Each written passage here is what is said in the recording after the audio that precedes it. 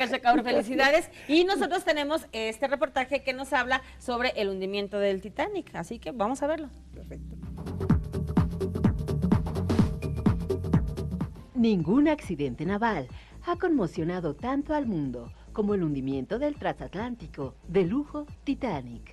Entre la noche del 14 y madrugada del 15 de abril de 1912, el flamante vapor británico se hundía en el Océano Atlántico, tras impactar con un iceberg frente a las costas de Terranova. El 10 de abril de 1912, el Titanic zarpó de Inglaterra con destino a Nueva York. Gente de la alta sociedad, entre ellos 57 millonarios, se apuntaron para el viaje. En la tercera clase viajaban los menos pudientes. El capitán Edward John Smith conducía el Titanic. La tarde del 14 de abril, Frederick Flett vigilaba la posible presencia de iceberg. A las 23:40, Flett vio un gran témpano de hielo frente a él. Hizo sonar 3 veces su campana y gritó: «¡Iceberg a la vista!». La proa del gigantesco barco viró a babor, pero ya era demasiado tarde. Las escenas que siguieron han dado origen a una serie de leyendas sobre heroísmo y cobardía. Sobre el miedo del director de la compañía White Star Line, Bruce Ismay, que se aseguró enseguida un puesto en los botes salvavidas. Sobre las vanas señales del socorro enviadas por el barco y el vapor de los músicos de la orquesta que interpretaron la canción Otoño mientras la nave se hundía. Mire, a veces cobramos y una vez que cobramos nos sentimos ricos y millonarios, pero debemos tanto dinero que al segundo ya no tenemos y otra vez hay que pedir prestado y entonces se convierte en el cuento de nunca, nunca acabar. Por eso está aquí el licenciado Salvador Zamora, asesor financiero, y vamos a platicar con él sobre lo que tenemos que hacer, cómo poder planear, cómo presupuestar, cómo vamos a invertir nuestro dinero, Es correcto. nuestro sueldo. Es Bienvenido. correcto. Muchas Dinos qué gracias. hacemos, por favor. Muchas gracias, como siempre, gracias por la invitación. Y bueno, pues le comentábamos ahorita creo que son 3 puntos fundamentales. Si tenemos 3 puntos fundamentales, podemos tener finanzas sanas. ¿Cómo? Pues simplemente es elaborar un presupuesto. Antes de que llegue nuestra quincena, vamos a elaborar un presupuesto para saber qué ingresos tenemos, ¿sí? Y qué gastos tenemos. A esto hay que hacer una lista, un listado de todos los gastos que tenemos, ¿sí? Mes con mes o quincena con quincena. Y vamos sacando nuestros gastos y vemos todo lo que gastamos, que la renta, que esto, que son gastos fijos. Tenemos gastos fijos y gastos que, bueno, y variables que podemos decir que hemos hablado mucho del famoso gasto hormiga. ¿Te acuerdas el gasto hormiga que salimos con 100 pesos de la casa y regresamos con nada? Entonces hay que tener, y no sabemos a veces ni qué gastamos. Para ello es recomendable tener ese listado. O sea, en ese listado no vamos a omitir los cigarros. Así es. No vamos a omitir los chicles o la torta que te compras todos los días Es o correcto. los chilaquiles de aquí afuera, nada. Es correcto. Es todo. Todo lo que gastemos. Así gastemos al viene. ¿Cuánto le damos? 2 pesos, 5 pesos, bueno, ya al cerillo, al que nos atiende en el súper, ¿no? ¿Cuánto le da? 5 pesos, 10 pesos. Y entre 10 pesos, dicen, entre piedrita y piedrita se llena, ¿no? Ahora sí que el barrito. Entonces, hay que hacer todo un listado de todo lo que gastamos. Una vez que tenemos ese listado, ¿para qué lo vamos a hacer? Para precisamente ver que nuestros gastos van a ser mayores que nuestros ingresos. Una vez que detectemos qué estamos gastando de más, vamos a omitir esos gastos. No quiero decir que nos ahorquemos tampoco, pero muchas veces tenemos el dinero y comprometemos ya nuestra quincena, la que viene, a la que sigue, hasta el aguinaldo. No, hay nos hemos personas comprometido. que tienen, Sí, claro. su aguinaldo, su fondo de ahorro, todo, ese dinero que podría llegar y causarte un gran beneficio y notarse. Yo siempre pienso eso, que debe notarse cuando llegan esas cantidades extras, siempre debes decir, de acuerdo a las posibilidades, a lo mejor lo invertí en un terreno, lo invertí en una casa, lo invertí en una pantalla, lo invertí en un carro, pero lo invertí, ahí está, ahí lo veo. Es no correcto. como se esfumó. Es correcto, por eso hay que hacer nuestro listado. Para que, una vez que después, el segundo paso es tener nuestros ingresos y gastos iguales. Con esto vamos a emparejar nuestros gastos y nuestros ingresos iguales para poder llevar a un ahorro. Siempre hemos hablado del ahorro y creo que aquí en tu programa se ha interesado siempre y hemos platicado del ahorro. Claro que podemos ahorrar un 10%. Si empezamos, estaba viendo un video en la mañana de los millonarios, que la mayoría de los millonarios dicen que es tener 10% de ahorro, 10% hablan de diezmos o de ofrendas o de eso, y eso, pues se puede decir que es su paso para seguir al éxito y llegar a sus finanzas sanas. Entonces, una vez que tenemos nuestros ingresos y gastos iguales, podemos llegar a tener un ahorro, un 10%. Derivado de esto, yo creo que vamos a seguir el tercer paso. ¿Cuál es el tercer paso que vamos a seguir? Es tener ingresos mayores a los gastos menores. ¿Con esto qué va a representar? Que vamos a tener un fondo ahí para ahorrar. ¿En qué podemos ahorrar? Hemos hablado que podemos ahorrar, hay tantas maneras de cómo ahorrar. Una de ellas en nuestras afores. Podemos invertir en afores, podemos invertir en, no sé, en 1000 cosas que podemos la tanda, ¿no?, de la comadre de la maquillista Magola. Podría Está ser, bien, sí, claro, ¿no? porque estamos ahorrando. Estamos a final de cuentas, estamos ahorrando. Porque a lo mejor no todos sabemos si llegamos, sí, por favor, afores y sí, no, CETES, podemos ahorrar, hay diferentes maneras, bajo el colchón, o sea, la idea es que ahorremos, sí, y tenemos y no comprometer nuestra quincena. Yo creo que al final del día podemos tener nuestras finanzas sanas. Sí hay que tener mucho cuidado porque muchas veces gastamos más y muchas veces gastamos en la tarjeta de crédito. ¿Y qué pasa con ello? Ya nos comprometimos ese sueldo. Entonces hay que tener mucho cuidado siempre. Y es 100% seguro si seguimos estos 3 pasos para que tengan finanzas sanas. ¿Qué es lo que pasa antes de irnos? Hay personas que tienen muy buenas intenciones y entonces tú quieres que tu esposa vaya a clases de zumba y tus hijos vayan a clases de karate y también vayan a ballet y también vayan a inglés y alemán y no te alcanza. Entonces, yo creo que aquí hay que ver, a platicar con la familia, ¿no? Hay que ver y decir, bueno, yo como padre de familia, yo tengo, este es mi presupuesto. Vamos a sujetarnos ahorita a este presupuesto. Vamos a hacer recortes. Porque muchas veces que decimos, pues vamos a gastar en... Ver prioridades. Prioridades, ¿no? Exactamente. Porque sobre todo tener un ahorro. ¿Para qué?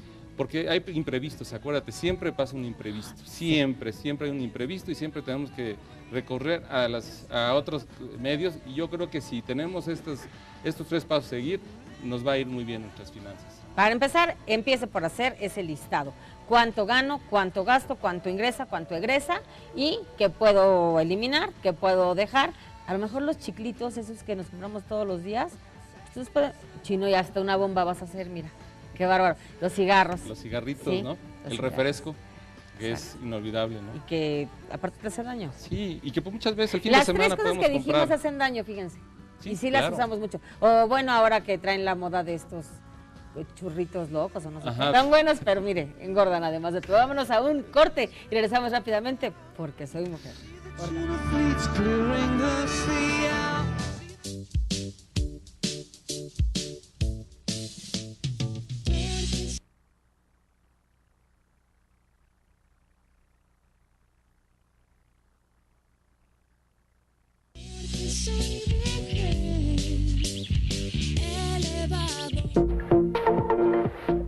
La mejor alimentación para su hijo hasta los 6 meses de vida es la lactancia materna.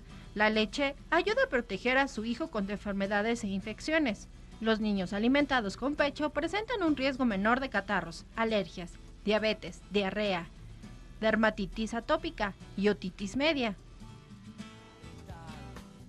Ya está con nosotros Migdania Martínez Madrigal. Ella es médico ginecólogo, usted la conoce perfecto, y hablaremos sobre métodos anticonceptivos. Bienvenida. Muchísimas gracias por la invitación. Sí, Anita, es muy importante que comentemos que para la Organización Mundial de la Salud, el tener el derecho a planear los embarazos incluyen varios aspectos importantes. El primero es decidir cuántos hijos y en qué momento hacerlos. El segundo punto importante es disminuir el riesgo de una infección de transmisión sexual, como lo es adquirir el virus de la inmunodeficiencia adquirida o bien el virus del papiloma humano, aparte de otras enfermedades. Esto nos lo pueden ayudar a través de los métodos de barrera, de los métodos anticonceptivos de barrera. Y un punto fundamental es que en un embarazo planeado se disminuye el riesgo de que este pueda ser complicado. Y esto se traduce a disminuir el riesgo de una mortalidad materna en una muerte natal en el momento del embarazo.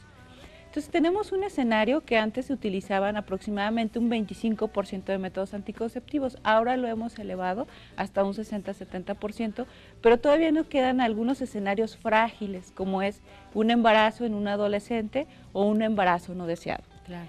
Entonces tenemos que ver que esta importancia de los métodos de planificación familiar, una de las preguntas importantes de las mujeres es ¿qué método voy a elegir?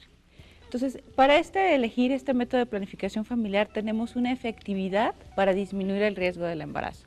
Entonces, en un escenario de acuerdo a las características de las mujeres, podemos tener algunos métodos de forma transitoria, que significa, bueno, a lo mejor por decisiones personales o laborales, voy a postergar un poquito la maternidad, o métodos definitivos, como lo son los quirúrgicos.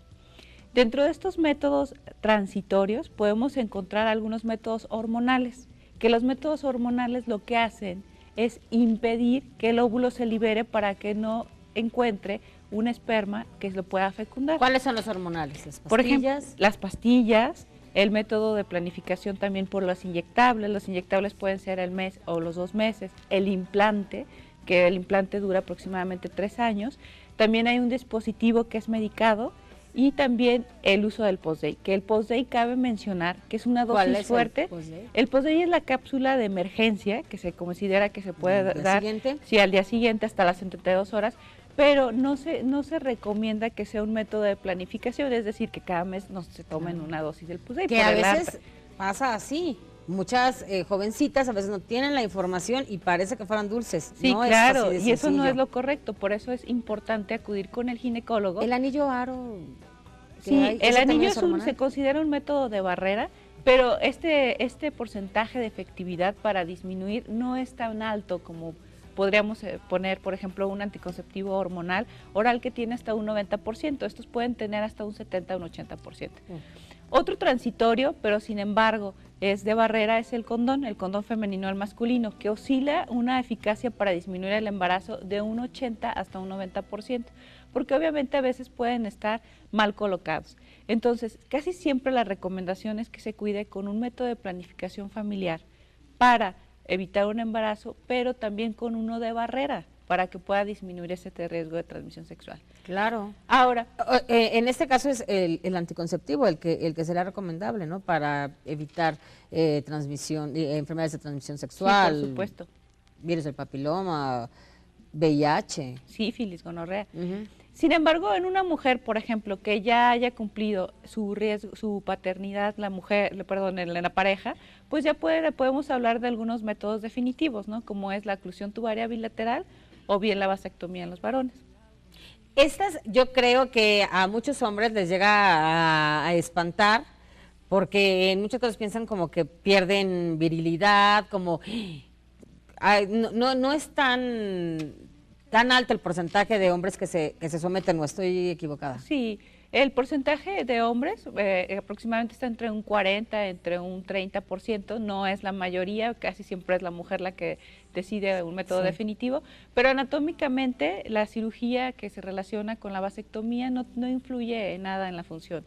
Lo que sí es importante, y ahorita que hablábamos acerca de la cuarentena, es que existen métodos de planificación familiar que pueden ser utilizados inmediatamente después de que se tiene a una resolución obstétrica, y esto es por el riesgo de que en muchas ocasiones las mujeres en la etapa de lactancia pueden salir embarazadas. Entonces hay métodos que pueden emplearse desde la cuarentena y pues finalmente ver que todas estas capacidades y todos estos métodos de planificación familiar lo que lleva a una mujer es a tener su derecho a planear y tener también la capacidad de decisión sobre en qué momento y cuándo va a tener a sus hijos, porque finalmente eso repercute directamente en su salud. Claro, en su salud, en su bienestar, en su calidad de vida, en sus finanzas, en todo. Cuando llegan los hijos y comienzan a llegar, probablemente no alcanzará el dinero porque no se tenía planeado, porque no se tiene la capacidad de trabajo o económica para poder mantener a tantos hijos, o a veces ni a uno ni a dos, entonces deben llegar en el momento en el que uno está listo y preparado.